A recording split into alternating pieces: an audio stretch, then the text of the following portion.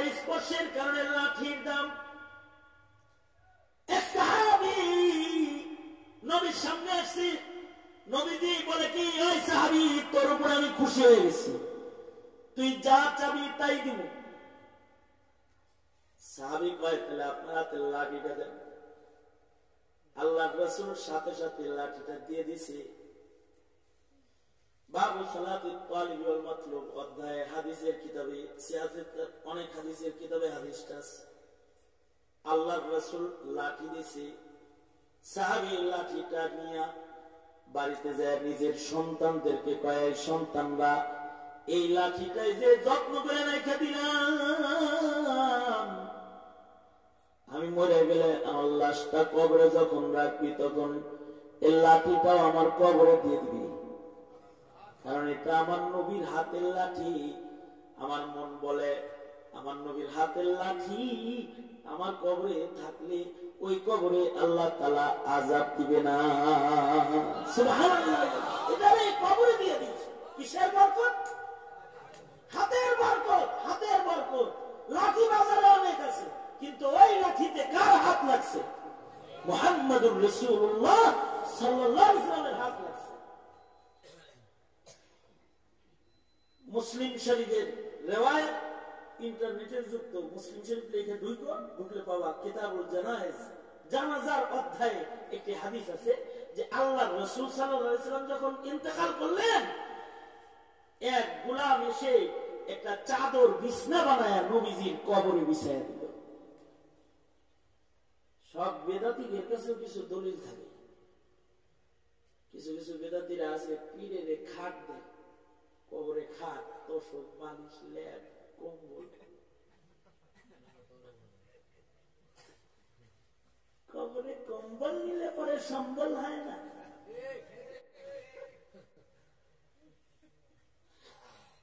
যদি কেউ মানুষ বলো তাহলে কবরে যাওয়ার সাথে সাথে আল্লাহ তাআলা মেজবান হয়ে তার কবরে জান্নাতের বিছনা বিছায়া দেয়, মানুষের বিছনা তার লাগে না। আর যদি আমল খারাপ হয় তাইলে আল্লাহ তাআলা তার কবরে জাহান্নাম থেকে এক খণ্ড আগুন এনে ঢুকায়া দেয়। হুফরাতুম মিন হুফারিন নার, কবরটা তখন জাহান্নামের খণ্ড হয়। কম্বল লয়ে যায়, লেপ লয়ে যায়, আগুন পায় আরো ভালো তাড়াতাড়ি জ্বলবো। সিনেমা হলে যায় বয়েছিলি, তুই সিনেমা দেখছিস, তোর গায়ে বয়েছিলাম, কি কষ্ট হয়েছে? কষ্ট হয় না? কষ্ট হয় না? আরে পিয়াজ খাইলেই যদি কষ্ট হয়, হাদিসে আছে পিয়াজ খায়া মসজিদে যাইবা না, কারণ কাঁচা পেঁয়াজের দুর্গন্ধে ফিরিস্তাদের কষ্ট হয়। তাহলে গাঁজা খেলে কষ্ট হয় না ফিরিস্তা?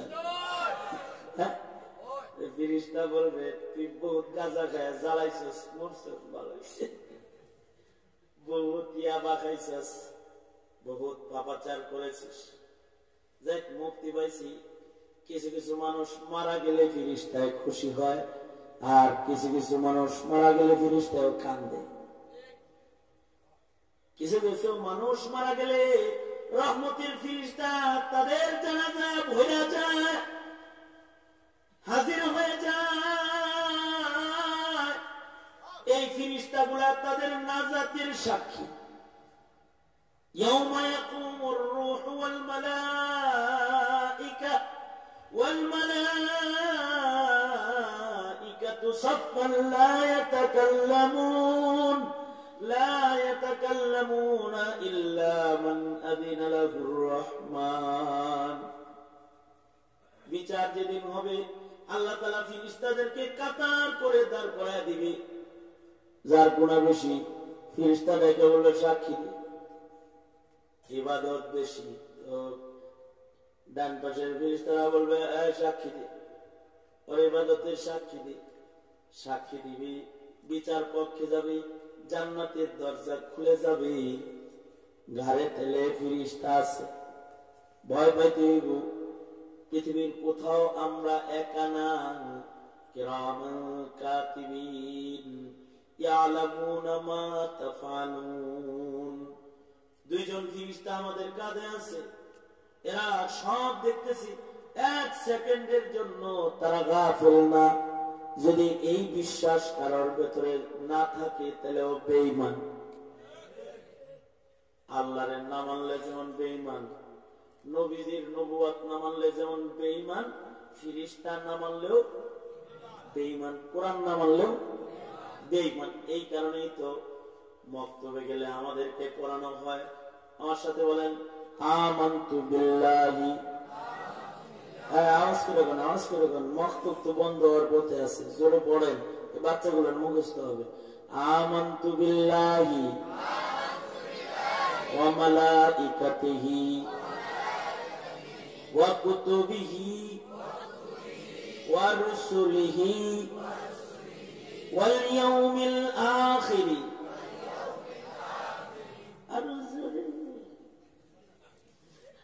আমানতু বিল্লাহি। রাগ হয়ে পড়ে, এত রাত্রে কেউ রাগারাগি করে, খুশি মনে করতে পারেন না, কত কত দিতেই হবে। আমানতু বিল্লাহি ওয়া মালাইকাতিহি ওয়া কুতুবিহি ওয়া রুসুলিহি ওয়াল ইয়াউমিল আখির ওয়াল কদরি খাইরিহি ওয়া শাররিহি মিনাল্লাহি তাআলা। এবার তো বড় হয়ে গেছে হুজুর, কইতারি না এগুলা, না কইতে কইতেই তো কিচ্ছু কইতে পারে না। দেখেন না সংসদের ভিতরে আমার আরবি বোর্ডের নাম কইতে পারে না সংসদের, খালি হুজুর যখন বলে না। মুখটা খুললে কি পালের বড় বড় মারা যাবে নাকি?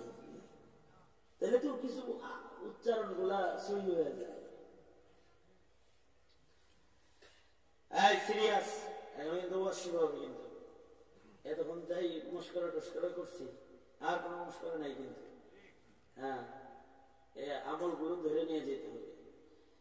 তাহলে কি ফেরেশতা আছে? আছে আছে দেখছেন?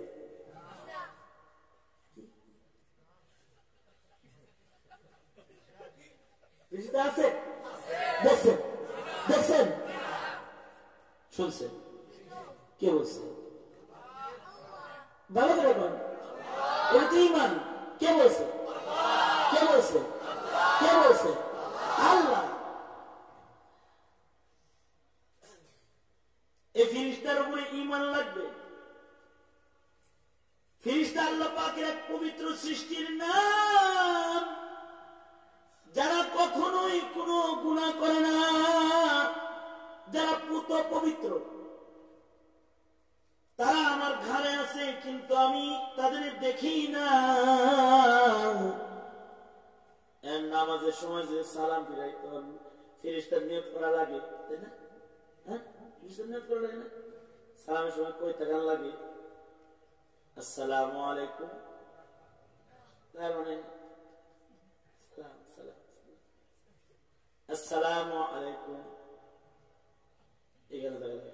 চোখের কিছু সুন্নত আছে, চোখের সুন্নত যখন নামাজে দাঁড়াইবেন তখন চোখ থাকবে সেজদার জায়গায়। সুন্নত ফ্যান গুনে কয়টা লাগাইছে? সব দিকে বেশি ভালো না, এক এক কালার লাগাইছে।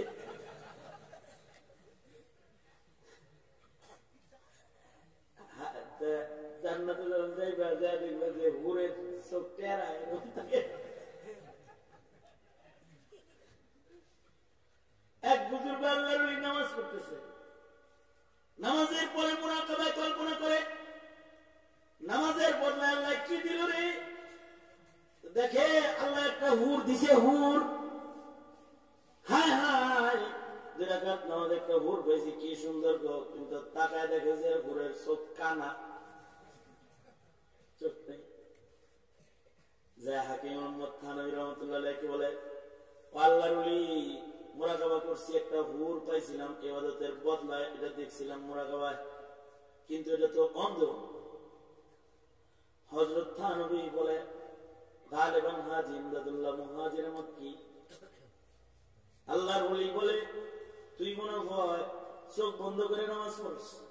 হ্যাঁ, চোখ খোলা রাখলে খালি মন আমচান করে এদিক সেদিক জায়গা, এর লেগে চোখ খোলা রাখি এমনি খুশি খুশি বেশি আসা লেগে চোখ বন্ধ করে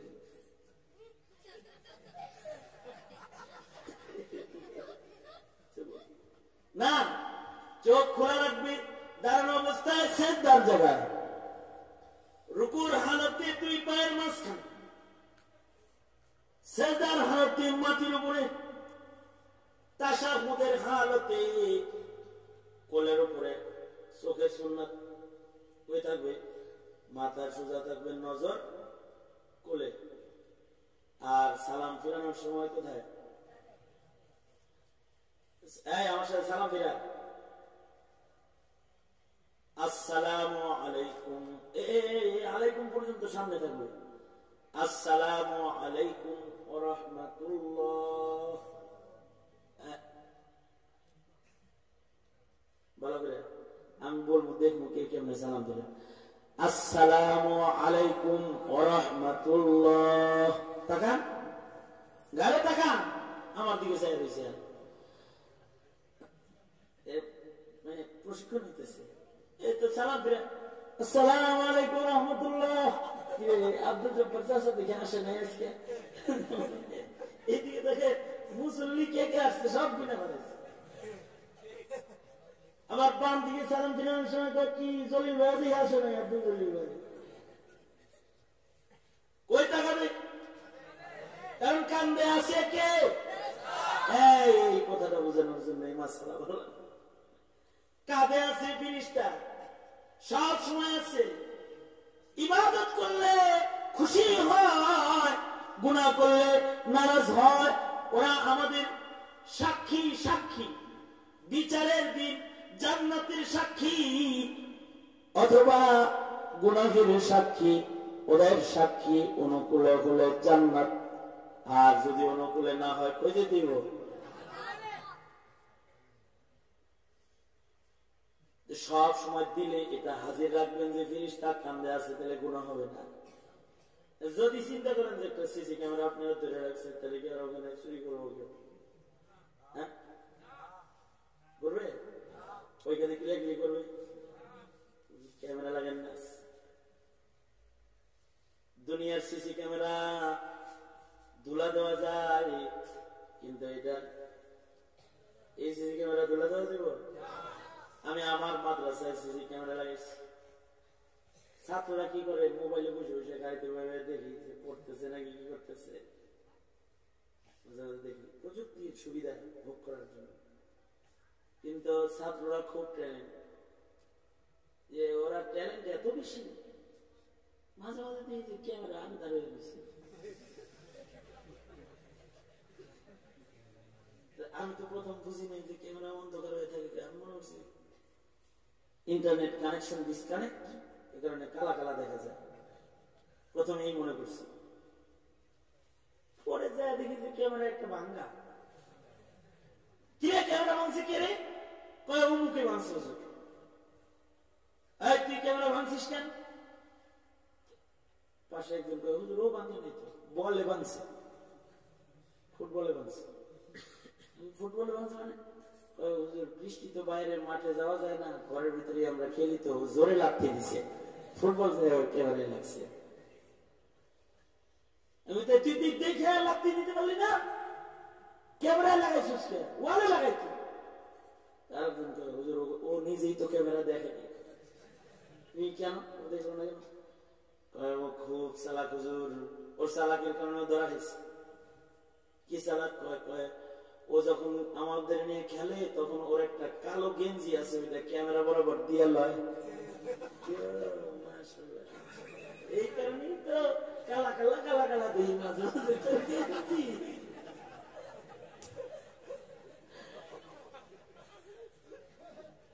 দুনিয়ার সিসি ক্যামেরা ফাঁকি দেওয়া যায়, আল্লাহর ক্যামেরা সেটা ফাঁকি দেওয়া যাবে না। ফিরিস্তা ফেরেশতারা ধরে রাখছে, আন্দারেও সব।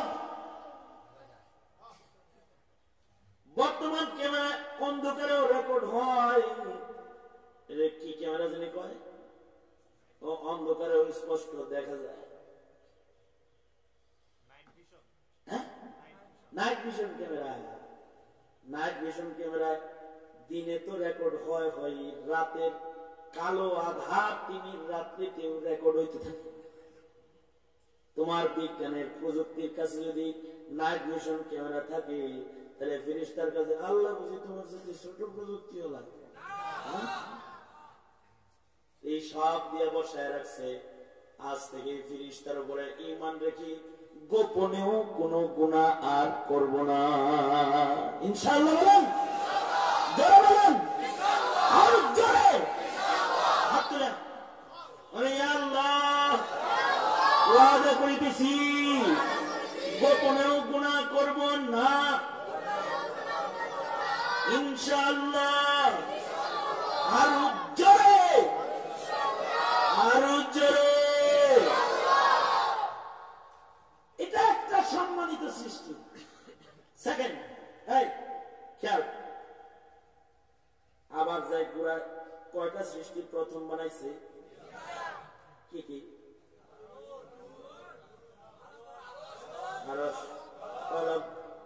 সম্মানিত সৃষ্টি প্রথম কোনটা বানাইছে? ফেরেশতা। প্রথম কোনটা বানাইছে? ফেরেশতা। সম্মানিত সৃষ্টিও আছে তিনটা। এক নাম্বার প্রথম বানাইছে নূর থেকে ফেরেশতা। সেকেন্ড টাইম যেটা বানাইছে এটা আগুন থেকে। এটার নাম কি? জিন। জিন জিন, এটার নাম কি? জিন। জিনেও কিন্তু শক্তি আছে। ফেরেশতা যেমন উপরে যায়, জিনও উপরে যায়। ইবলিস শয়তান আগে জান্নাতের কাছে যাইতো, যায় জান্নাতের পাশে যায় হযরত হাওয়ারে বলে, খাও খাও, যদি জান্নাতে থাকতে চাও এই ফলটা খাও। একেবারে জান্নাতের কাছে যায়।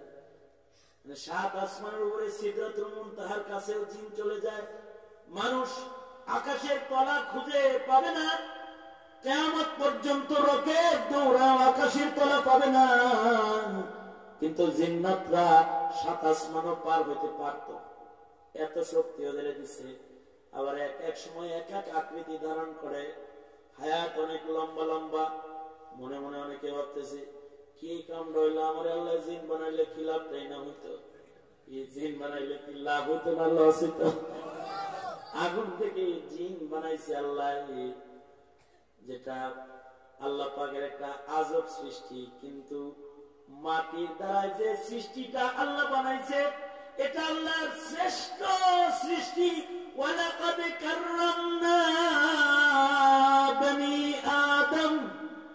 আল্লাহ পাক বলেন, আদম সন্তানকে আমি ইজ্জত দান করেছি, সম্মান দান করেছি। আদমকে আল্লাহ তাআলা সম্মান দান করেছে। এই যে এই কথাটা, একটা যে কথাটা বলার লাগে আমি এতক্ষণ ঘুরাইছি আপনি করে, যত সৃষ্টি আছে ফেরেশতা, জিন, আসমান, জমিন, গাছপালা, নক্ষত্র, তারা যা আছে সব আল্লাহ তাআলা মুখ দিয়া হুকুম করে বানাইছে। বলছেন কোন ফায়াকুন, হও, হয়ে গেছে। কলম বানাইছে, হাত দিয়া বানায় নাই, হুকুম দিয়া বানাইছে। আরশ বানাইছে, হাত দিয়া বানায় নাই, হুকুম দিয়া বানাইছে। জিন বানাইছে, হাত দিয়া বানায় নাই, হুকুম দিয়া বানাইছে। ফেরেশতা বানাইছে, হাত ব্যবহার করে নাই, হুকুম দিছে আর হয়ে গেছে। আসমান জমিন হুকুম দিছে, হয়ে গেছে, হাত ব্যবহার করে নাই। কিন্তু খালাকাল্লাহু আদামা বিয়াদি, মানুষকে বানাইতে আল্লাহ তাআলা নিজের বরকতি হাত ব্যবহার করেছে।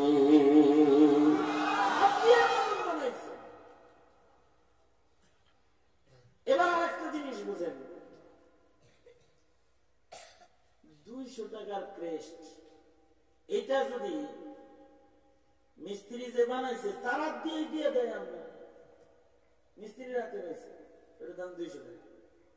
আর যদি ওইটা জুবাইর আহমদ আনসারীর সাথে আল্লামা অলিপুরি দেয়, অথবা শাইখে কাতিয়ার হাতের হয়, অথবা এই ক্রেশটা যদি নুরুদ্দিন গওহারপুরীর হাতের হয়, অথবা এই ক্রেশটা যদি হাফিজি হুজুরের হাতের হয়, তাইলে হাতের কারণে ক্রেস্টের মূল্য বেড়ে যায়। এবার এই 200 টাকার ক্রেস্ট কোটি টাকার দাম হয়ে যায়। এটাকে মানুষ আলমিরাতে তালা মেরে রাখে, এটাই যেন দুলবালি না লাগে। এটা বঙ্গবন্ধুর হাতের জিনিস। কিছু পুরান নেতার কাছে যাই দেখবেন বঙ্গবন্ধুর লোক একটা ছবি আছে, এটা কত সুন্দর করে দেখছেন আমরা কি দিতেছে।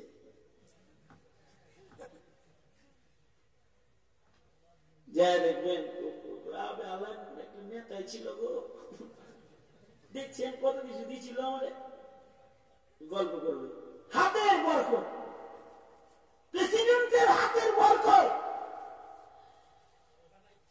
আমি তখন মাদ্রাসায় মানে মোটামুটি পাগড়ি মাথা পাগড়ি বান্ধার উপযুক্ত হয়েছে।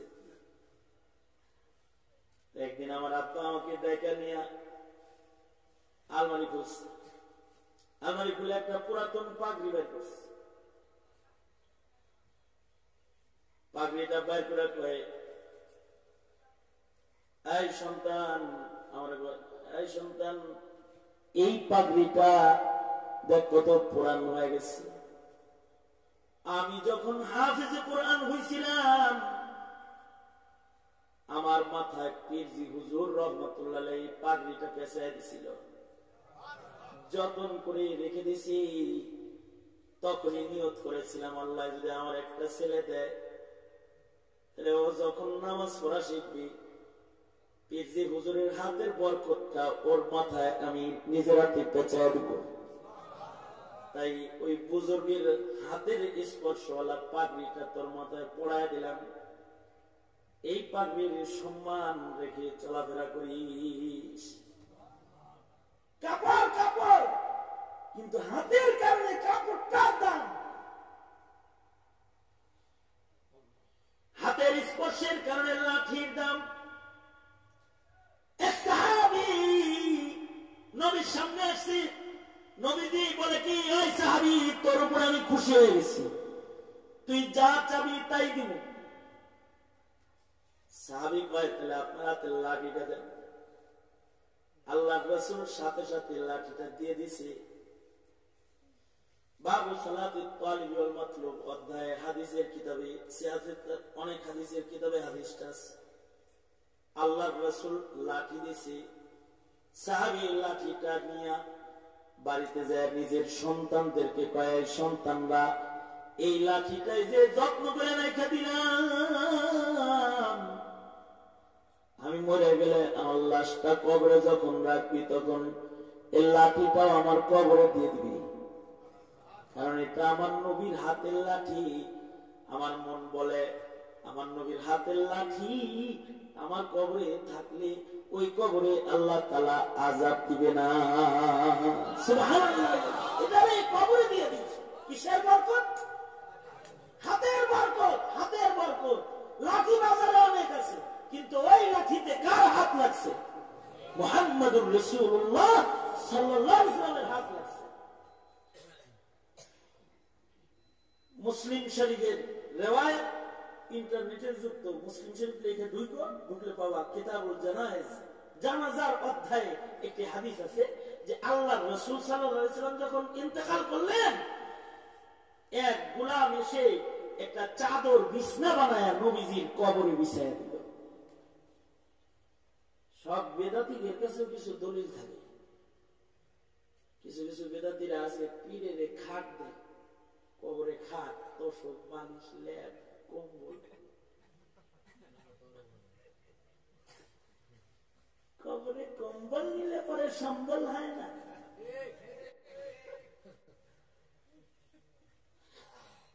যদি কেউ মানুষ বলো তাহলে কবরে যাওয়ার সাথে সাথে আল্লাহ তাআলা মেজবান হয়ে তার কবরে জান্নাতের বিছনা বিছায়া দেয়, মানুষের বিছনা তার লাগে না। আর যদি আমল খারাপ হয় তাইলে আল্লাহ তাআলা তার কবরে জাহান্নাম থেকে এক খণ্ড আগুন না ঢুকায় দেয়। হুফরাতুম মিন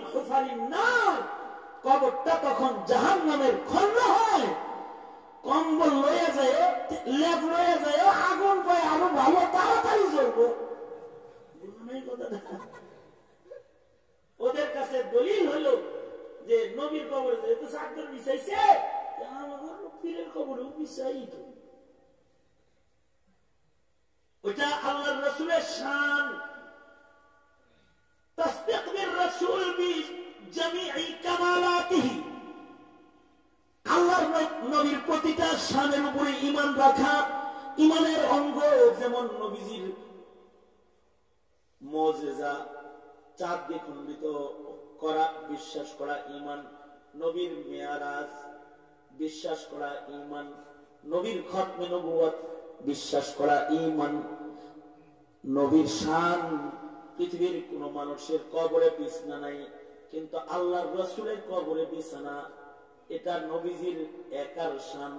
আবু বকরের কবরেও বিছানা নাই, ওমরের কবরে চাদর বিছানো হয় নাই, আলী উসমানের কবরে চাদর বিছানো হয় নাই, কিন্তু আল্লাহর রাসূলের কবরে একটা চাদর বিছানো হয়েছে। সাহাবীরা বলে, এই গোলাম, চাদরটা কেন বিছাইলি? গোলামে কয়, দেখেন না, এ চাদরটা নবীর পছন্দের চাদর, নবীজি সব সময় এটা ব্যবহার করছে, পুরান হয়ে গেছে, কাপড়টা নবীর গায়ে এত লাগছে, এইটা যদি অন্য কোন মানুষের গায়ে লাগে তাহলে চাদরের অসম্মান হবে। নবীর গায়ের সাথে লাগা জিনিসটা নবীর কাছে থাকলে এর ইজ্জত রক্ষা হবে। তাই নবীর চাদর নবীর কবরে দিয়ে দিলাম। নবীজির চাদর নবীজির কবরে দিয়েছে। সাহাবীরা এই আবেগরে আর থামাইতে পারে নাই, ওইভাবেই এটা নবীজির কবরে চলে গেছে। এটা নবীর শান।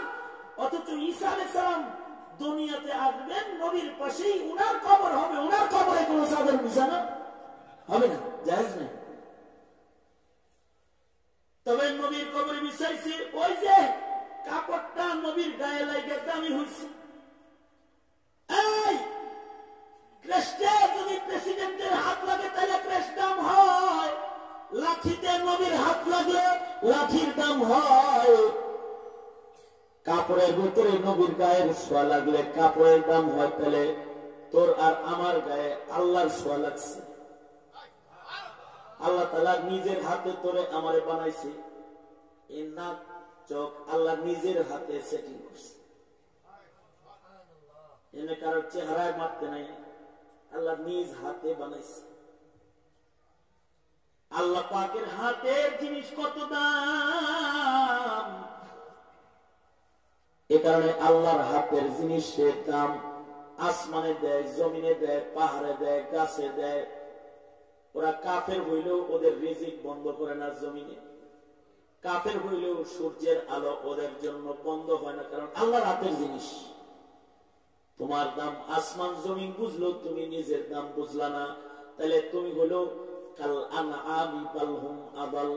আল্লাহর কাছে তুমি আসলে মানুষ না। আর যদি নিজের দাম নিজে বুঝা যদি তুমি কিছু গুণ হেফাজত করো, ইন্নামাল মুমিনুনা আল্লাযীনা ইযা যুকিরাল্লাহু ওয়াজিলাত কুলুবুহুম ওয়া ইযা তুলিয়াত আলাইহিম আয়াতুহু যাদাতহুম ঈমানা ওয়া আলা রাব্বিহিম ইয়াতাওয়াক্কালুন আল্লাযীনা ইউকিমুনাস সালাতা ওয়া মিম্মা রাযাকনাহুম ইউনফিকুন উলাইকা হুমুল মুমিনুনা হাক্কান লাহুম দারাজাতুন ইনদা রাব্বিহিম ওয়া মাগফিরাতুন ওয়া রিজকুন কারীম। বানাইছে আল্লাহ তোমার নিজের হাতে। হাতের সম্মান রাখলে তোমাকেই শুধুমাত্র আল্লাহ রাখবে জান্নাতে আল্লাহর সাথে। সুবহানাল্লাহ। সাথে আর কেউ থাকবে না, শুধুই মাত্র মানুষের জন্য জান্নাত, আর কোন প্রাণীর জন্য জান্নাত না। এই তুই কি গরু ছাগল নাকি? তুই ইনসান, তোর আল্লাহ হাতে বানাইছে, তুই আল্লাহর কাজ করবি, কারণ আল্লাহ তোকে তার সাথে রাখবে। পৃথিবীর আর কোন প্রাণীকে আল্লাহ তার সাথে জায়গা দেয় না, মানুষকে সাথে জায়গা দিবে, যারা তারা দিবে। এ কারণে আল্লাহর পছন্দের হওয়া লাগবে। আল্লাহর পছন্দের হইতে আল্লাহর পছন্দের গুণের মালিক হইতে হবে, নামাজি হইতে হবে, সাদকাকারী হইতে হবে, তিলাওয়াতকারী হইতে হবে, আল্লাহর জিকির পছন্দ হইতে হবে, আল্লাহর নাম শুনলে ভালো লাগতে হবে, ওয়াজ পছন্দ হইতে হবে। অনেকের গান পছন্দ, ওয়াজ পছন্দ না। ইদা যুকিরাল্লাহু ওয়াজিলাত কুলুবুহুম, আল্লাহর কথা শুনে তো ভিতরে ভালো লাগে, কম্পন আসে, আল্লাহর ভয় হৃদয়ে কম্পন হয়। তিলাওয়াত শুনে তখন চোখের পানি পড়ে, অথবা তওবা করতে মনে চায়, ঈমান বাড়ে। এগুলো জান্নাতি মানুষের আলামত।